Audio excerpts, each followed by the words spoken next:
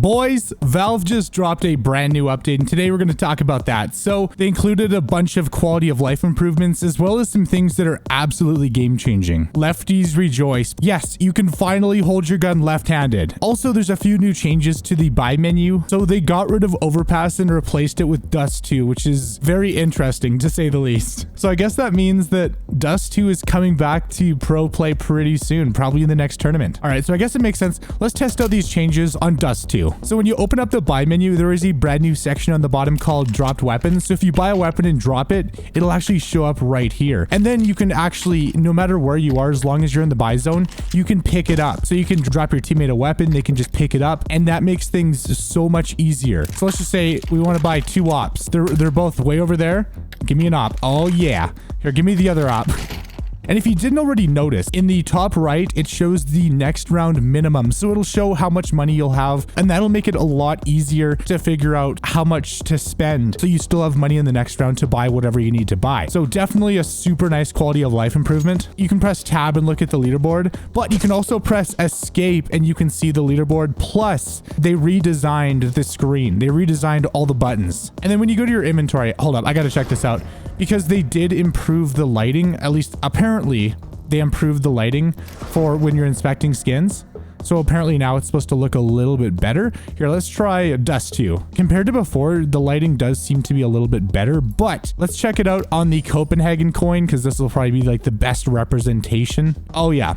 Yeah, the lighting is definitely a lot better for inspecting weapons. Very nice. By pressing H on the keyboard by default, it does switch from left to right-handed, but it does go through an entire animation. It doesn't seem to change how your shadow looks at all. The shadow kind of stays the same on the fly. So whether you're right-handed or left-handed, it actually doesn't change your shadow on the ground. So that's actually really nice. So they figured out a way to make it work. Inspecting with your left hand, it's finally possible. Dude, this is an update that people have been waiting since the very beginning. So all you have to do, just go to the settings. You can go to new, it's super easy to find, and then go to, radar map alternative setting. So that's actually kind of cool. So you can have a keybind to toggle the radar zoom. So for example, if you want to be able to see the entire map, you can just press the key. Like for example, you could just use L for that, or you can just leave it at the default where it's like all the way zoomed in. In my opinion, you always want to try to zoom it out as much as possible. So then that way you can see a majority of the map at all at once. And then if you want, you have the option now to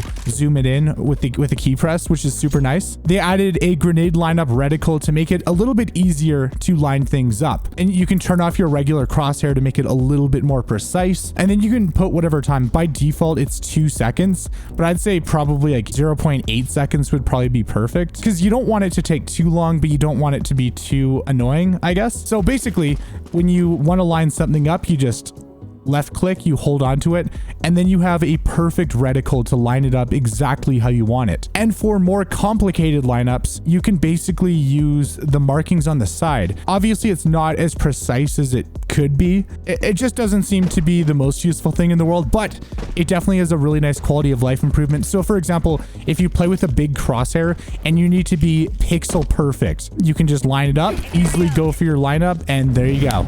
So maybe a lineup like put the one, line it up with the doorknob, and then jump throw.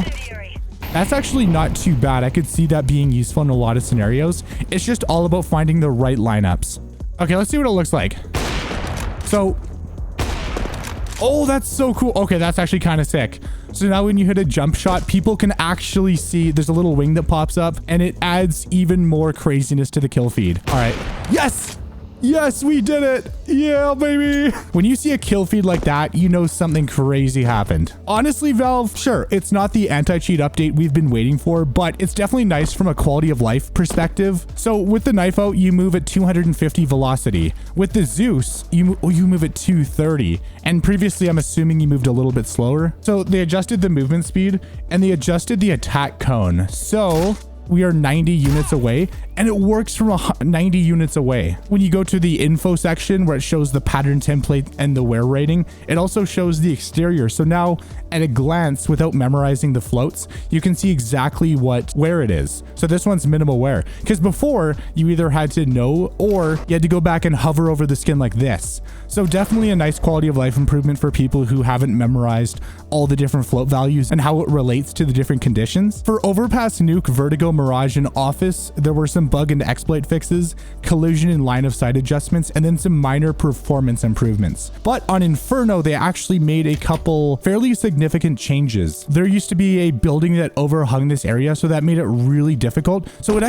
this top mid actually feels a lot more open, and this is going to make it so much easier to actually go for lineups compared to before. They also made the map a lot more readable. So if you're in these corners, it's a lot cleaner. So you're actually going to be able to spot the enemy without having to second guess yourself. And then wait a minute, hold up. And then they got rid of the overhang at the beginning of Banana. I mean, of course, they do still have this overhang right here. Like now you can actually throw a flash kind of like so as you're peeking in. So it's not as claustrophobic. So the takeaway is the map is a lot more open. There's more opportunities for utility. The map, of course, is more visible. And on top of all that, top mid is pretty much the same as it was in CSGO. Good job, Valve. Anyways, drop a like. Let me know what you guys think. Subscribe with the bell. And thank you guys so much for watching. It's Turbo and I'm out. Peace.